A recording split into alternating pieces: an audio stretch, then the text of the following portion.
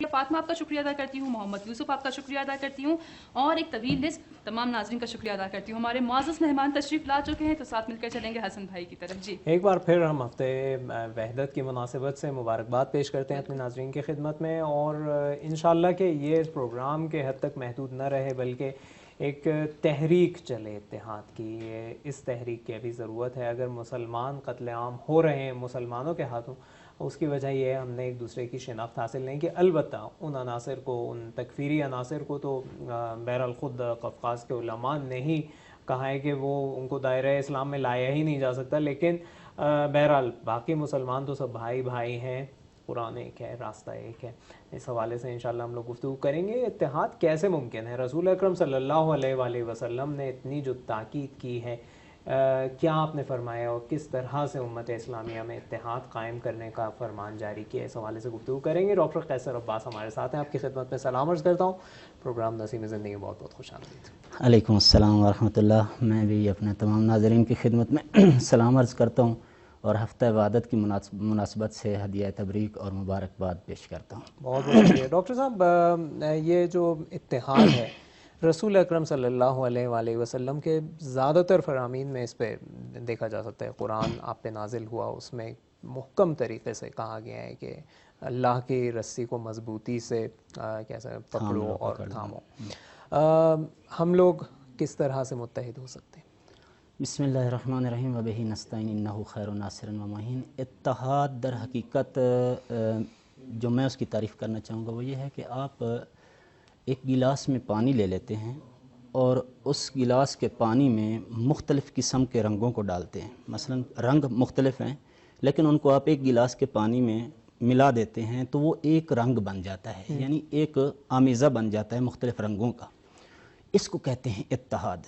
यानी जब तक वो इकट्ठे नहीं हुए, हर रंग की अपनी अपनी एक शनाख्त है। कोई जर्द है, कोई सब्ज़ है, कोई पीला है, कोई नीला है, कोई स्याह है, काला है, कोई सफ़ेद है, लेकिन जब उस गिलास के अंदर आ जाते हैं तो वो एक रंग बन जाते हैं और अपनी असली जो पहले वाली उनकी शनाख्त थी वो खो देते हैं। अब एक नई शनाख्त उनके अंदर उसमें ढल जाते हैं वो।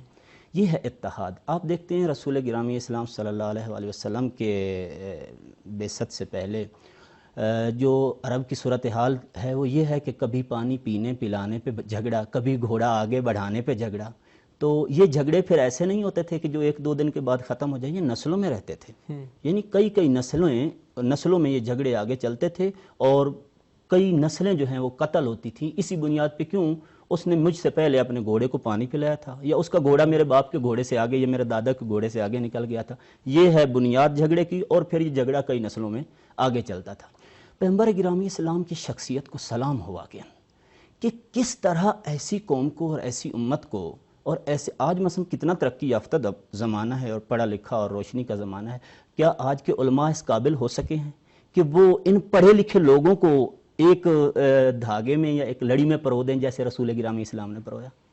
लेकिन पैगंबर गिरामी इस्लाम के पास क्या तरीका था और क्या अखलाक था कि उन्होंने उस मुआशरे के उन लोगों को, वाकई जो बदवी थे, जो जिनके पास कोई आइन नहीं था, कोई निज़ाम नहीं था, कोई तरीका ज़िंदगी, कोई तर्ज बंदगी कुछ नहीं था, वो बदवी लोगों को इस तरह परोते हैं कि बिलाल भी उसी जगह पे हैं और हज़रत उमर फ़ारूक भी उसी जगह पे हैं, और मसलन जो दीगर कुरैश के सरदार हैं वो भी उसी जगह पे हैं, और जो उस ज़माने के हबशी ग़ुलाम हैं वो भी उसी जगह पे हैं।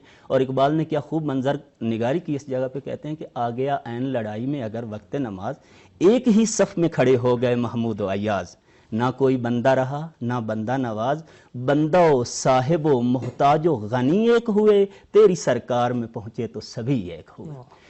ये कहाँ से मिला ये सारा कुछ में? ये रसूल गिरामी इस्लाम ने दिया कि जब पैगंबर गिरामी इस्लाम नमाज के लिए खड़ा करते हैं तो सबको एक सफ़ में खड़ा करते हैं। यहाँ बिलाल और किसी बड़े की कोई तमीज़ नहीं है, कहीं कोई छोटा बड़ा, कोई अरबी अजमी, कोई गोरा काला, सब तमीज़ का। कैसे ये मुमकिन हुआ? वाकईन ये लम्हा फ़िक्रिया है जो आज तक एक सवालिया निशान है और एक चैलेंज है हमारे असर के उलमा के लिए कि रसूल गिरामी इस्लाम उस ज़माने के ऐसे लोगों को ایک لڑی میں پروس سکتے ہیں، تسبیح کے دانوں کی طرح ان کو ایک دوسرے کے ساتھ لا سکتے ہیں، کیا آج ہم اپنے پڑھے لکھے لوگوں کو اور اتنے فاسٹ اور تیز زمانے میں جو ہے اپنے ان دانش مندوں کو، دانشوروں کو ایک دوسرے کو نزدیک کیوں نہیں لا سکتے؟ آپ دیکھتے ہیں رسول گرامی اسلام صلی اللہ علیہ وآلہ وسلم جب مکے سے مدینے میں تشریف لاتے ہیں تو حضرت نے 3 طرح کے اتحاد برقرار کروائے۔ پہلا اتحاد حضرت نے مدینے کے اطراف میں جو یہودی رہتے تھے ان کے ساتھ صلح نامہ برقرار کیا اور ان کے ساتھ اتحاد کیا۔ قرآن نے فرمایا کہ بسم اللہ الرحمن الرحیم قل تعالوا قل تعالوا یا اہل الکتاب تعالوا ندعو الی کلمۃ واحدۃ سواء بیننا وبینکم الا نعبد الا اللہ ولا نشرک بہ شیئا، کہ اے اہل کتاب آ جاؤ ہم کلمہ جو واحد ہے، متفقہ یا مشترکہ کلمہ ہے، اس کے اوپر ہم اتفاق کر لیتے ہیں۔ ٹھیک ہے، تم اپنے عقائد کے مطابق زندگی گزارو، ہم اپنے عقائد، لیکن جو مشترکات ہیں ہمارے، وہ کیا ہے؟ اللہ ہمارا ایک ہے، ہم اللہ کے سوا کسی کی بات، اسی اللہ کے نام پہ ہم متحد ہو جاتے ہیں۔ لہٰذا پیغمبر گرامی اسلام نے جب اتحاد کی بات کی تو نہ فقط مسلمانوں کے ساتھ بلکہ یہودیوں کے ساتھ اتحاد کی بات ہو رہی۔ مجھے آج تک سمجھ نہیں آتی کہ پیغمبر یہودیوں کے ساتھ اتحاد کر رہے ہیں، ہمارے علماء مسلمان ہونے کے باوجود، قرآن ایک ہے، کعبہ ایک ہے، اللہ ایک ہے، قیامت ایک ہے، قبر ایک ہے، لیکن اس کے باوجود ایک دوسرے سے اتفاق اور اتحاد نہیں کر رہے، اور ایک دوسرے اپنی شناخت چھوڑ کے ایک رنگ میں، جیسے پیغمبر اسلام نے سب کو ایک رنگ میں ڈھالا، اس رنگ میں نہیں ڈال رہے۔ بالکل، آج اتفاق سے جو کانفرنس ہے اتحاد اسلامی کی، ایران کے صدر جناب ڈاکٹر حسن روحانی نے بھی اس نقطے کی جانب اشارہ کیا ہے کہ خدا تو یہ چاہتا ہے کہ تمام مذاہب، ہم لوگوں کے اصولوں میں سے ہے کہ ہم جب تک 1,24,000 پیغمبروں کو نہیں مانیں گے، رسول اکرم کا ماننا فائدہ نہیں ہے صرف۔ تو بہرحال آپ کا شکریہ ادا کرتے ہیں، اور ڈاکٹر صاحب وقت ہم لوگوں کا یہاں پہ بہرحال بہت محدود ہے، آپ کا شکریہ ادا کرتے ہیں، اور ناظرین ابھی ہم لوگ چلتے ہیں، لیتے ہیں ایک وقفہ، اور پھر اس کے بعد آپ کی خدمت میں حاضر ہوں گے۔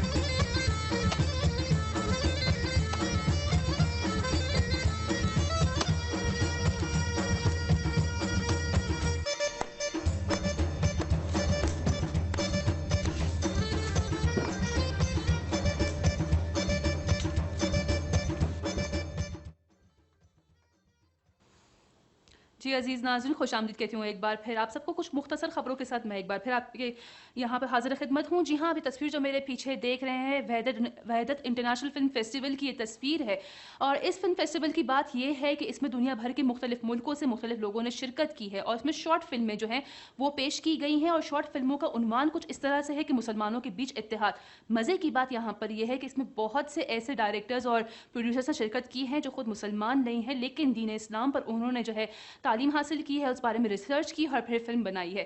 اور یہ جو ہے اپنی نوعیت کا پہلا فلم فیسٹیول ہے. اب دیکھتے ہیں کہ انشاءاللہ آگے بھی یہ فلم فیسٹیول جاری رہے گا. اس کی تاریخ میں آپ کو بتا دوں 15 سے 17 دسمبر تک یہ فلم فیسٹیول جاری رہے گا, یعنی وہی 15 سے 17 ربیع الاول تک یہ جاری رہے گا. اور بہت سے ملکوں نے اس میں شرکت کی ہے, انگلینڈ, آسٹریلیا, ہندوستان, ناروے, امریکہ اور اس کے علاوہ دیگر ملکوں نے یعنی فلموں نے ان کی شرکت کی ہے. اور اس کے علاوہ جس طرح حسن بھائی نے بھی آپ کو بتایا کہ یہاں پر وحدت کانفرنس جو ہے, انٹرنیشنل کانفرنس جو ہے وہ بھی چل رہی ہے. ساتھ ساتھ میں حسن بھائی نے پروگرام کے دوران ڈیٹیلز بھی آپ کو دی. اس کی تاریخ بھی کچھ اسی طرح سے ہی ہے, 15 سے 17 دسمبر تک یہ جو ہے کانفرنس چلتی رہے گی. آگے ہم چلتے ہیں یہاں پر کہ کچھ مختلف مسجد جو یہاں پر ہیں, مساجد اور مختلف اسکولوں میں بڑا زبردست کام کیا گیا ہے. کچھ مختلف مقابلے رکھے گئے ہیں اب طالب علموں کے درمیان اور جو نوجوان ہیں ان کے درمیان. اور کچھ اس طرح سے ہے کہ آپ ایک مضمون لکھیے جو پیغمبر محمد صلی اللہ علیہ وسلم کی سیرت پر, آپ کوئی مضمون لکھیے اور بہترین مضمون جو ہے وہ اس میں انتخاب کیا جائے گا. یا اس کے علاوہ سوال جواب کا سلسلہ رہے گا, سیرت النبی کے حوالے سے مختلف سوالات پوچھے جائیں گے اور جس کی زیادہ یعنی جو اچھے جواب دے گا یا جو بالکل درست جواب دے گا انشاءاللہ وہ اس میں جو ہے وہ جیتے گا. اس طرح سے مختلف محلوں میں مختلف مقابلے بھی رکھے گئے ہیں. ایک یہ خبر تھی ہمارے لیے, اور ہم چلتے ہیں اپنی ایک اور خبر کی طرف. جی ہاں, فلم محمد رسول اللہ جس طرح آپ دیکھ رہے ہیں, ایک بار پھر سینما جو ایران کے سینما ہیں وہاں پر آن ایئر یہ فلم جو ہے لگائی گئی ہے. اور بتا دوں آپ کو یہ جو ہے کوروش یہاں کا جو سنیما ہال ہے تہران میں, اور ہوویزے جو ہے مشہد میں, وہاں پر یہ ابھی نمائش پر یہ فلم لگائی گئی ہے. اگر آپ کا یہاں پر آنا ہو تو آپ یہ فلم دیکھ سکتے ہیں. اچھا, اس کے علاوہ ہم چلتے ہیں اپنی ایک اور دلچسپ تصویر کی طرف. کچھ نوجوانوں نے آج صبح ایک بہت اچھا کام کیا ہے, یعنی اس میں اہل تسنن اور ہمارے شیعہ برادران دونوں جو ہیں اس میں ہیں, اور انہوں نے جو ہے پہاڑ اور مختلف جنگل وغیرہ ہے وہاں کی صفائی کی ہے, اور ساتھ میں بینر جو ہے وہ اتحاد کا ہاتھ میں اٹھا کے وہاں کی صفائی کی ہے اور کوشش کی ہے کہ اس اتحاد کے پیغام کو کچھ اس طرح سے آگے بڑھائیں. ایک اچھا کام تھا. اور اس کے علاوہ ایک اور بہت پیارا کام کیا گیا ہے. جی ہاں, خنج یہاں پر جو ہے صوبہ فارس میں واقع ایک جگہ ہے, اور وہاں پر کیا کیا گیا ہے, ایک بہت بڑا جس طرح آپ دیکھ رہے ہیں کاغذ جو ہے بچھایا گیا ایک پارک میں, اور پھر بچوں کو کہا گیا ہے کہ اتحاد پر اگر آپ کوئی ڈرائنگ بنانا چاہیں تو آپ بنائیں. اور بچوں نے یہاں پر ڈرائنگ بنائی ہے, اور اس طرح سے انہوں نے اپنے اتحاد کے جذبے کو اپنے ڈرائنگ کے ذریعے یہاں پر اس کا اظہار کیا ہے. امید کروں کہ یہ حصہ آپ کو پسند آئے گا. چلیں گے حسن بھائی کی طرف. حسن بھائی, ایک سوال ہمارے پاس آیا ہے. جاوید احمد صاحب سنزی پورا سے سوال بھیجتے ہیں اور لکھتے ہیں کہ میں غیر مسلمانوں کے ساتھ کام کرتا ہوں, تو میرا یہاں پہ کیا فرض بنتا ہے, بتائیے ہمیں. جی ڈاکٹر صاحب. جی دیکھیے, آپ اسلام کے وہاں پہ نمائندے ہیں اور رسول گرامی اسلام کی جو پیغام ہے اس کے آپ پرچار کرنے والے مبلغ ہیں. آپ کو اپنا اخلاق, اپنا کردار دوسروں کی نسبت البتہ بہتر رکھ, کیونکہ آپ کا اخلاق مصطفی ہونا چاہیے, نبوی ہونا چاہیے.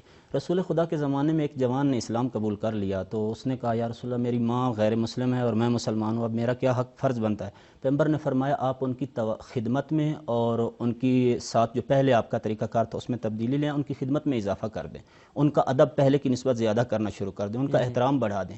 جب اس جوان نے جا کے ماں کے سامنے ایسا رویہ اختیار کیا جیسا پیغمبر نے اس کو سمجھایا, ماں نے پوچھا بیٹا آپ کو کیا ہو گیا؟ تھے تو پہلے بھی آپ میرے بیٹے, لیکن ابھی آپ کے جو طریقہ کار ہے میرے ساتھ اس میں کوئی تبدیلی نظر آتی. اس نے کہا اماں میں مسلمان ہو گیا ہوں. اس نے کہا اگر یہی اسلام ہے تو مجھے بھی پیغمبر کے پاس لے چلو, میں بھی مسلمان ہوتی ہوں, میں بھی ان کا کلمہ پڑھتی ہوں. لہٰذا آپ کو چاہیے کہ آپ دوسروں کی نسبت اپنے فرض شناس بنیں, اپنا کام دوسروں کی نسبت اچھا کریں, بر وقت جائیں بر وقت آئیں, اور آپ ایسے بنیں کہ دوسرے آپ کو دیکھ کے مثالیں دیں. رہی بات پیغمبر اسلام کی جو وحدت کے حوالے سے میں بات کر رہا تھا, اس کے پیغمبر نے 3 اتحادیے یا صلح یا برادری یا اخوت قائم کی.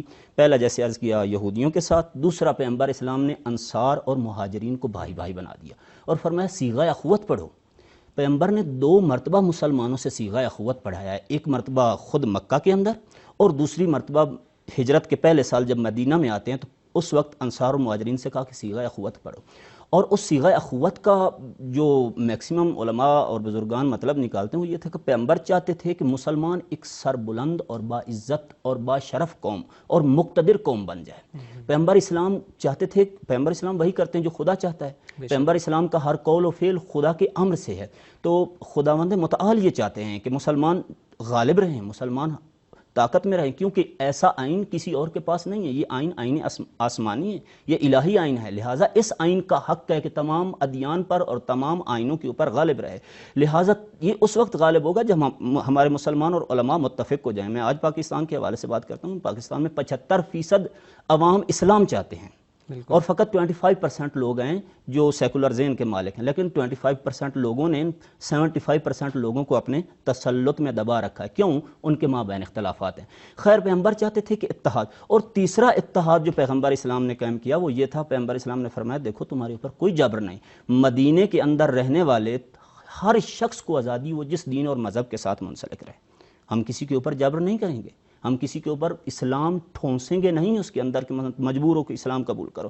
لہٰذا پیغمبر گرامی اسلام نے پھر جب اسلام کے اور اتحاد کے فوائد بتائے تو آپ دیکھتے ہیں نماز باجماعت کے اوپر کس قدر تاکید کی گئی ہے. فرمایا گیا کہ اگر 10 آدمی اکٹھے ہو کے ایک جگہ پہ نماز پڑھ لیتے ہیں، پروردگار عالم کی طرف سے جو ان کو ثواب ملتا ہے وہ اتنا زیادہ ہے کہ وہ ملائک جو ثواب لکھتے ہیں نماز کا، ان کی استطاعت میں اور بساط میں نہیں کہ وہ اس ثواب کو لکھ سکیں.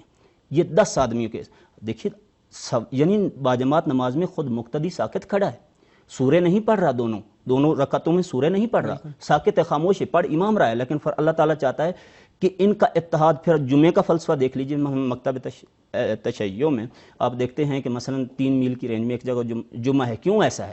اتحاد چاہتا ہے. حج کا فلسفہ دیکھ لیجئے، حج کے اندر کیوں عالم اسلام کو، پوری دنیا کے مسلمانوں کو پروردگار عالم ایک جگہ پہ متحد سال کے بعد کرنا چاہتا ہے؟ اس لیے. اور پھر ان کے ثواب میں اس قدر فرمایا گیا کہ جو بندہ ایک مرتبہ حج کر لیتا ہے وہ ایسے ہے جیسے آج یعنی ماں کی آغوش میں آیا ہے، آج بطن مادر سے باہر آیا ہے، تو اس کے پاس کوئی گناہ. یعنی کہنے کا مطلب یہ ہے کہ اتحاد پیغمبر گرامی اسلام کی سیرت میں جو اتحاد کی اہمیت ہے وہ اس قدر زیادہ ہے، اس قدر زیادہ ہے کہ اگر ہم اس کے اوپر تھوڑی سی توجہ کر لیں تو ہمارے مابین جو چھوٹے چھوٹے جو فرعی اور جزوی اختلافات ہیں وہ ختم ہو جائیں گے. اور اگر ہم واقعاً پیغمبر اسلام کی سیرت میں، دنیا تھوڑی سی ہے، چھوٹی سی معمولی سی زندگی، جیسے پہلوں کی گزر گئی ہماری بھی گزر جائے گی. میں اپنے ناظرین کو اور خصوصاً وہ جو ذمہ دار افراد ہیں ان سے یہ گزارش کرنا چاہوں گا مؤدبانہ کہ اپنی اس محدود سی اور معمولی سی چھوٹی سی زندگی کو خدا اور اس کے رسول کے حقیقی راستے پہ چل کے گزارو. اور یہ آپس کے اختلافات، یہ معمولی جھگڑے، یہ چھوٹی چھوٹی باتوں پہ ایک دوسرے سے الجھ جانا، اور یہ آپ کی، نہ فقط آپ کی بلکہ آپ کے دین کی اور رسول گرامی اسلام کے آئین کی اور اسلام کی نابودی کا سبب ہے، کہ جس کی وجہ سے اسلام کو نقصان پہنچے گا اور جو ہے آئین الہی کو نقصان. لہٰذا ہمیں ایک دوسرے کے ساتھ متحد ہو کے رہنا چاہیے. اور رسول خدا کی سیرت میں یہ چیز ہے، اور دیگر ائمہ کی سیرت میں یہ چیز ہے کہ اتحاد سے بڑی کوئی نعمت نہیں ہے. بے شک. بہت بہت شکریہ، بہت بہت شکریہ آپ کا. اور انتہائی اہم مسائل کی جانب آپ نے اشارہ کیا. انشاءاللہ کہ ہمارے ناظرین نے بھی استفادہ کیا ہوگا، اور انشاءاللہ کہ ہم لوگ اس راستے پر ثابت قدم رہیں، اتحاد کے راستے پر. قائد انقلاب اسلامی اور متعدد علماء نے یعنی رسول اکرم صلی اللہ علیہ وآلہ وسلم کے صحابہ پر سب و شتم کرنے کو حرام قرار دیا ہے. اس پر خاص توجہ دیں. آیت اللہ سیستانی نے اہل سنت کو اپنا جان اور اپنا دل قرار دیا ہے. ان سب چیزوں پہ ہم لوگ کیوں توجہ نہیں دیتے؟ چلتے ہیں، لیتے ہیں ایک وقفہ. بہت ہی اچھی سی کلپ ہمارے ساتھیوں نے تیار کی. بسم اللہ الرحمن الرحیم. واعتصموا بحبل اللہ جميعا